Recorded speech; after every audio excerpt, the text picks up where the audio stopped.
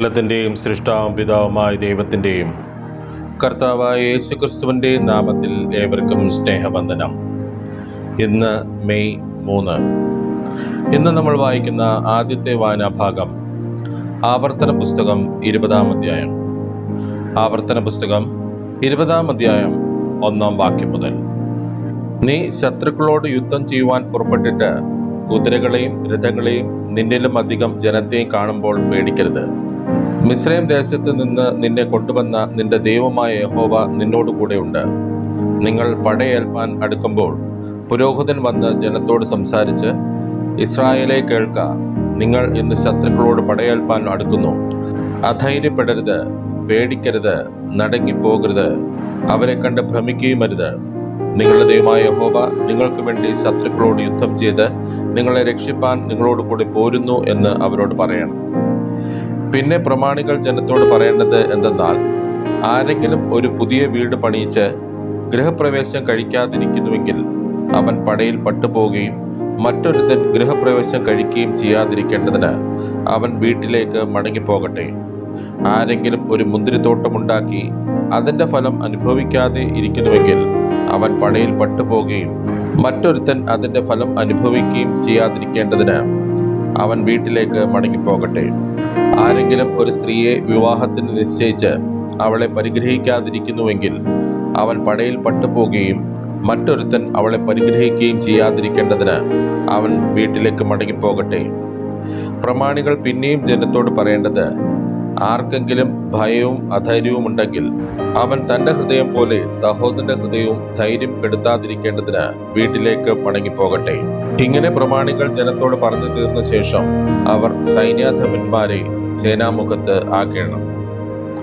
നീ ഒരു പട്ടണത്തോട് യുദ്ധം ചെയ്യുവാൻ അടുത്ത് ചെല്ലുമ്പോൾ സമാധാനം വിളിച്ചു പറയണം.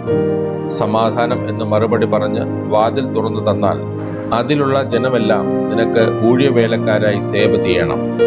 എന്നാൽ അത് നിന്നോട് സമാധാനമാകാതെ യുദ്ധം ചെയ്യുന്നുവെങ്കിൽ അതിനെ നിരോധിക്കണം. നിന്റെ ദൈവമായ യഹോവ അത് നിന്റെ കയ്യിൽ ഏൽപ്പിച്ച ശേഷം അതിലുള്ള പുരുഷപ്രജയൊക്കെയും വാളിന്റെ വായ്ത്തലയാൽ കൊല്ലണം. എന്നാൽ സ്ത്രീകളെയും കുട്ടികളെയും നാൽക്കാലികളെയും പട്ടണത്തിലുള്ള സകലത്തെയും അതിലെ കൊള്ളയൊക്കെയും നിനക്കായിട്ട് എടുത്തുകൊള്ളാം. നിന്റെ ദൈവമായ യഹോവ നിനക്ക് തരുന്നതായ നിന്റെ ശത്രുക്കളുടെ കൊള്ള നിനക്ക് അനുഭവിക്കാം. ഈ ജാതികളുടെ പട്ടണങ്ങളുടെ കൂട്ടത്തിൽ ഉൾപ്പെടാതെ വളരെ ദൂരമായിരിക്കുന്ന എല്ലാ പട്ടണങ്ങളോടും ഇങ്ങനെ ചെയ്യണം. നിന്റെ ദൈവമായ യഹോവ നിനക്ക് അവകാശമായി തരുന്ന ജാതികളുടെ പട്ടണങ്ങളിലോ ശ്വാസമുള്ള ഒന്നിനെയും ജീവനോടെ വയ്ക്കാതെ ഹിത്യർ, അമോര്യർ, പെരിസ്യർ, കനാന്യർ, ഹിവ്യർ, യെബൂസ്യർ എന്നിവരെ നിന്റെ ദൈവമായ യഹോവ നിന്നോട് കൽപ്പിച്ചതുപോലെ ശപഥാർപ്പിതമായി സംഹരിക്കണം. അവർ തങ്ങളുടെ ദേവപൂജയിൽ ചെയ്തു പോരുന്ന സകല മ്ലേച്ഛതകളും ചെയ്യുവാൻ നിങ്ങളെ പഠിപ്പിച്ചിട്ട് നിങ്ങൾ നിങ്ങളുടെ ദൈവമായ യഹോവയുടെ പാപം ചെയ്യാതിരിക്കേണ്ടതിന് തന്നെ. ഒരു പട്ടണം പിടിപ്പാൻ അതിനോട് യുദ്ധം ചെയ്ത് വളരെ കാലം നിരോധിക്കേണ്ടി വന്നാൽ അതിൻ്റെ ചുറ്റുമുള്ള വൃക്ഷങ്ങളെ കോടാലി കൊണ്ട് വെട്ടി നശിപ്പിക്കരുത്. അവയുടെ ഫലം നിനക്ക് തിന്നാവുന്നതാകിയാൽ അവയെ വെട്ടിക്കളയരുത്. നീ പറമ്പിലെ വൃക്ഷത്തെ നിരോധിപ്പാൻ അത് മനുഷ്യനാകുന്നുവോ? തിന്മാനുള്ള ഫലവൃക്ഷമല്ലെന്ന് അറിയുന്ന വൃക്ഷങ്ങളെ മാത്രം വെട്ടിക്കളയുകയും നിന്നോട് യുദ്ധം ചെയ്യുന്ന പട്ടണം കീഴടങ്ങും വരെ അതിൻ്റെ നേരെ കൊത്തളം പണിയുകയും ചെയ്യാം. ഇന്ന് നമ്മൾ വായിക്കുന്ന രണ്ടാമത്തെ വായനാഭാഗം സഭാപ്രസംഗി 12-ാം അധ്യായം. സഭാപ്രസംഗി 12-ാം അധ്യായം 1-ാം വാക്യം മുതൽ. നിന്റെ യൗവനകാലത്ത് നിന്റെ സൃഷ്ടാവിനെ ഓർത്തുകൊള്ളുക. ദുർദിവസങ്ങൾ വരികയും എനിക്ക് ഇഷ്ടമില്ല എന്ന് നീ പറയുന്ന കാലം സമീപിക്കുകയും സൂര്യനും വെളിച്ചവും ചന്ദ്രനും നക്ഷത്രങ്ങളും ഇരുണ്ടു പോവുകയും മഴ പെയ്ത ശേഷം മേഘങ്ങൾ മടങ്ങി വരികയും ചെയ്യും മുമ്പേ തന്നെ. അന്ന് വീട്ടുവേലക്കാർ വിറയ്ക്കും, ബലവാന്മാർ കുനിയും, അരയ്ക്കുന്നവർ ചുരുക്കമാകിയാൽ അടങ്ങിയിരിക്കും. കിളിവാതിലുകൾ കൂടി നോക്കുന്നവർ അന്ധന്മാരാകും.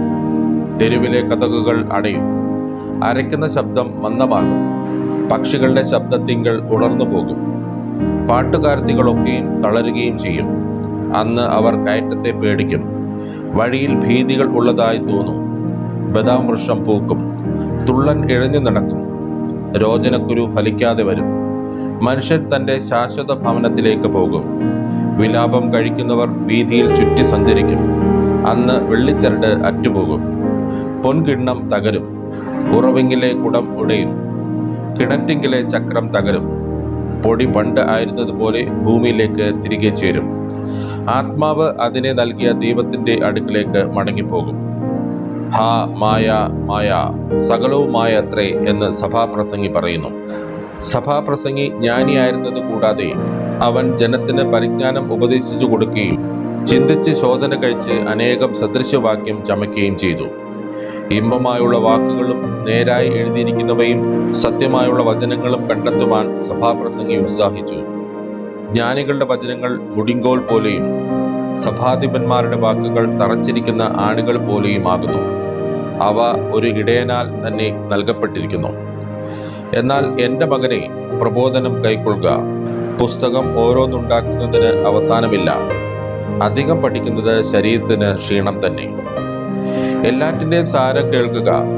ദൈവത്തെ ഭയപ്പെട്ട് അവൻ്റെ കൽപ്പനകളെ പ്രമാണിച്ചു കൊള്ളുക.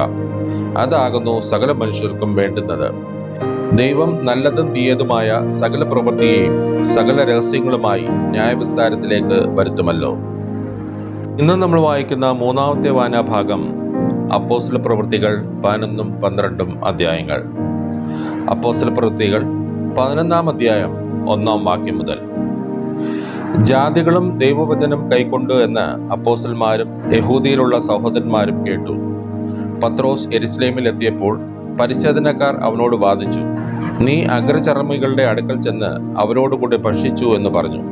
പത്രോസ് കാര്യം ആദ്യം മുതൽ ക്രമമായി അവരോട് വിവരിച്ച് പറഞ്ഞത്: ഞാൻ യോപ്പ പട്ടണത്തിൽ പ്രാർത്ഥിച്ചു കൊണ്ടിരിക്കുമ്പോൾ വിവശതയിൽ ഒരു ദർശനം കണ്ടു. ആകാശത്തിന് കീഴിൽ 4 കോണും കെട്ടിയിറക്കിയ വലിയ തുപ്പട്ടി പോലെ ഒരു പാത്രം എൻ്റെ അടുക്കലോളം വന്നു. അതിൽ ഞാൻ സൂക്ഷിച്ചു നോക്കിയപ്പോൾ ഭൂമിയിലെ നാൽക്കാലികളെയും കാട്ടുമൃഗങ്ങളെയും ഇഴജാതികളെയും ആകാശത്തിലെ പറവകളെയും കണ്ടു. പത്രോസേ, എഴുന്നേറ്റ് അറുത്ത് തിന്നുക എന്ന് എന്നോട് പറയുന്നൊരു ശബ്ദവും കേട്ടു. അതിന് ഞാൻ, ഒരിക്കലും പാടില്ല കർത്താവേ, മലിനമോ അശുദ്ധമോ ആയതൊന്നും ഒരിക്കലും എൻ്റെ വായിൽ ചെന്നിട്ടില്ലല്ലോ എന്ന് പറഞ്ഞു. ആ ശബ്ദം പിന്നെയും ആകാശത്തിൽ നിന്ന്, ദൈവം ശുദ്ധീകരിച്ചത് നീ മലിനം എന്ന് വിചാരിക്കരുത് എന്ന് ഉത്തരം പറഞ്ഞു. ഇത് 3 പ്രാവശ്യമുണ്ടായി. പിന്നെ എല്ലാം തിരികെ ആകാശത്തിലേക്ക് വലിച്ചെടുത്തു. അപ്പോൾ തന്നെ കൈസരിയിൽ നിന്ന് എൻ്റെ അടുക്കൽ അയച്ചിരുന്ന 3 പുരുഷന്മാർ ഞങ്ങൾ പാർത്ത വീട്ടിൻ്റെ മുമ്പിൽ നിന്നിരുന്നു. ഒന്നും സംശയിക്കാതെ അവരോടുകൂടെ പോകുവാൻ ആത്മാവ് എന്നോട് കൽപ്പിച്ചു. ഈ 6 സഹോദരന്മാരും എന്നോടുകൂടെ പോന്നു. ഞങ്ങൾ ആ പുരുഷന്റെ വീട്ടിൽ ചെന്ന് അവൻ തൻ്റെ വീട്ടിൽ ഒരു ദൂതൻ നിൽക്കുന്നത് കണ്ടു എന്നും, നീ യോപ്പയിലേക്ക് ആളയച്ച് പത്രോസ് എന്ന് മറുപേരുള്ള ശിമോനെ വരുത്തുക. നീയും നിന്റെ ഗൃഹം മുഴുവനും രക്ഷിക്കപ്പെടുവാനുള്ള വാക്കുകളെ അവൻ നിന്നോട് സംസാരിക്കും എന്ന് ദൂതൻ പറഞ്ഞു എന്നും ഞങ്ങളോട് അറിയിച്ചു. ഞാൻ സംസാരിച്ചു തുടങ്ങിയപ്പോഴേക്കും പരിശുദ്ധാത്മാവ് ആദിയിൽ നമ്മുടെ മേൽ എന്ന പോലെ അവരുടെ മേലും വന്നു. യോഹന്നാൻ വെള്ളം കൊണ്ട് സ്നാനം കഴിപ്പിച്ചു. നിങ്ങൾക്കോ പരിശുദ്ധാത്മാവ് കൊണ്ട് സ്നാനം ലഭിക്കും എന്ന് കർത്താവ് പറഞ്ഞ വാക്കോർത്തു. ആകയാൽ കർത്താവായ യേശുക്രിസ്തുവിൽ വിശ്വസിച്ചവരായ നമുക്ക് തന്നതുപോലെ അതേ ദാനത്തെ അവർക്കും ദൈവം കൊടുത്തുവെങ്കിൽ ദൈവത്തെ തടുപ്പാൻ തക്കവണ്ണം ഞാൻ ആർ? അങ്ങനെയായാൽ ദൈവം ജാതികൾക്കും ജീവപ്രാപ്തിക്കായി മാനസാന്തരം നൽകിയല്ലോ എന്ന് പറഞ്ഞ് ദൈവത്തെ മഹത്വപ്പെടുത്തി. സ്തെഫാനോസ് നിമിത്തമുണ്ടായ ഉപദ്രവം ഹേതുവാൽ ചിതറിപ്പോയവർ യഹൂദന്മാരോടല്ലാതെ മറ്റാരോടും വചനം സംസാരിക്കാതെ ഫൊയ്നിക്ക, കുപ്രോസ്, അന്ത്യോക്യ എന്നീ പ്രദേശങ്ങളോളം സഞ്ചരിച്ചു. അവരിൽ ചിലർ കുപ്രോസ്കാരും കുറേനക്കാരും ആയിരുന്നു. അവർ അന്ത്യോക്യയിലെത്തിയ ശേഷം യവനന്മാരോടും കർത്താവായ യേശുവിനെ കുറിച്ചുള്ള സുവിശേഷം അറിയിച്ചു. കർത്താവിൻ്റെ കൈ അവരോടുകൂടെ ഉണ്ടായിരുന്നു. വലിയൊരു കൂട്ടം വിശ്വസിച്ച് കർത്താവിങ്കിലേക്ക് തിരിഞ്ഞു. അവരെക്കുറിച്ചുള്ള ഈ വർത്തമാനം യെരുശലേമിലെ സഭയുടെ ചെവിയിൽ എത്തിയപ്പോൾ അവർ ബർന്നബാസിനെ അന്ത്യോക്യോളം പറഞ്ഞയച്ചു. അവൻ ചെന്ന് ദൈവകൃപ കണ്ട് സന്തോഷിച്ചു. എല്ലാവരും ഹൃദയനിർണയത്തോടെ കർത്താവിനോട് ചേർന്ന് നിൽപ്പാൻ തക്കവണ്ണം പ്രബോധിപ്പിച്ചു. അവൻ നല്ല മനുഷ്യനും പരിശുദ്ധാത്മാവിനാലും വിശ്വാസത്താലും നിറഞ്ഞവനും ആയിരുന്നു. വളരെ പുരുഷാരം കർത്താവിനോട് ചേർന്നു. അവൻ ശൗലിനെ തിരവാൻ തർസോസിലേക്ക് പോയി. അവനെ കണ്ടെത്തിയാറെ അന്ത്യോക്യയിലേക്ക് കൂട്ടിക്കൊണ്ടുവന്നു. അവർ 1 സംവത്സരം മുഴുവൻ സഭായോഗങ്ങളിൽ കൂടുകയും ബഹുജനത്തെ ഉപദേശിക്കുകയും ചെയ്തു. ആദ്യം അന്ത്യോക്യയിൽ വെച്ച് ശിഷ്യന്മാർക്ക് ക്രിസ്ത്യാനികൾ എന്ന് പേരുണ്ടായി. ആ കാലത്ത് യെരുശലേമിൽ നിന്ന് പ്രവാചകന്മാർ അന്ത്യോക്യയിലേക്ക് വന്നു. അവരിൽ അഗബോസ് എന്ന് പേരുള്ള ഒരുവൻ എഴുന്നേറ്റ് ലോകത്തിലൊക്കെയും മഹാക്ഷാമമുണ്ടാകും എന്ന് ആത്മാവിനാൽ പ്രവചിച്ചു. അത് ക്ലൗദോസിന്റെ കാലത്ത് സംഭവിച്ചു. അപ്പോൾ യഹൂദിയിൽ പാർക്കുന്ന സഹോദരന്മാരുടെ ഉദവിക്കായി ശിഷ്യന്മാരിൽ ഓരോരുത്തൻ പ്രാപ്തി പോലെ കൊടുത്തയപ്പാൻ നിശ്ചയിച്ചു. അവർ അത് നടത്തി ബർന്നബാസിന്റെയും ശൗലിന്റെയും കയ്യിൽ മൂപ്പന്മാർക്ക് കൊടുത്തയച്ചു. അപ്പോസ്തല പ്രവൃത്തികൾ 12-ാം അധ്യായം 1-ാം വാക്യം മുതൽ. ആ കാലത്ത് ഹെരോദ രാജാവ് സഭയിൽ ചിലരെ പീഡിപ്പിക്കേണ്ടതിന് കൈനീട്ടി. യോഹന്നാന്റെ സഹോദരനായ യാക്കോബിനെ അവൻ വാൾ കൊണ്ട് കൊന്നു. അത് യഹൂദന്മാർക്ക് പ്രസാദമായി എന്ന് കണ്ട് അവൻ പത്രോസിനെയും പിടിച്ചു. അപ്പോൾ പുളിപ്പില്ലാത്ത അപ്പത്തിന്റെ പെരുന്നാളായിരുന്നു. അവനെ പിടിച്ച ശേഷം പെസഹ കഴിഞ്ഞിട്ട് ജനത്തിന്റെ മുമ്പിൽ നിർത്തുവാൻ ഭാവിച്ച് തടവിലാക്കി അവനെ കാപ്പാൻ 4 ചേവകർ ഉള്ള 4 കൂട്ടത്തിനെ ഏൽപ്പിച്ചു. ഇങ്ങനെ പത്രോസിനെ തടവിൽ സൂക്ഷിച്ചു വരുമ്പോൾ സഭ ശ്രദ്ധയോടെ അവനു വേണ്ടി ദൈവത്തോട് പ്രാർത്ഥന കഴിച്ചു പോന്നു. ഹെരോദാവ് അവനെ ജനത്തിന്റെ മുമ്പിൽ നിർത്തുവാൻ ഭാവിച്ചതിന്റെ തലേ രാത്രിയിൽ പത്രോസ് 2 ചങ്ങലയാൽ ബന്ധിക്കപ്പെട്ടവനായി 2 പടയാളികളുടെ നടുവിൽ ഉറങ്ങുകയായിരുന്നു. വാതിലിന്റെ മുമ്പിൽ കാവൽക്കാർ കാരാഗ്രഹം കാത്തുകൊണ്ടിരുന്നു. പെട്ടെന്ന് കർത്താവിന്റെ ദൂതൻ അവിടെ പ്രത്യക്ഷനായി അറയിൽ ഒരു വെളിച്ചം പ്രകാശിച്ചു. അവൻ പത്രോസിനെ വിലാപ്പുറത്ത് തട്ടി വേഗം എഴുന്നേൽക്ക എന്ന് പറഞ്ഞ് അവനെ ഉണർത്തി. ഉടനെ അവന്റെ ചങ്ങല കൈമേൽ നിന്ന് വീണുപോയി. ദൂതൻ അവനോട് അരകെട്ടി ചെരുപ്പിട്ട് മുറുക്കുക എന്ന് പറഞ്ഞു. അവൻ അങ്ങനെ ചെയ്തു. നിന്റെ വസ്ത്രം പുതച്ച് എന്റെ പിന്നാലെ വരിക എന്ന് പറഞ്ഞു. അവൻ പിന്നാലെ ചെന്നു.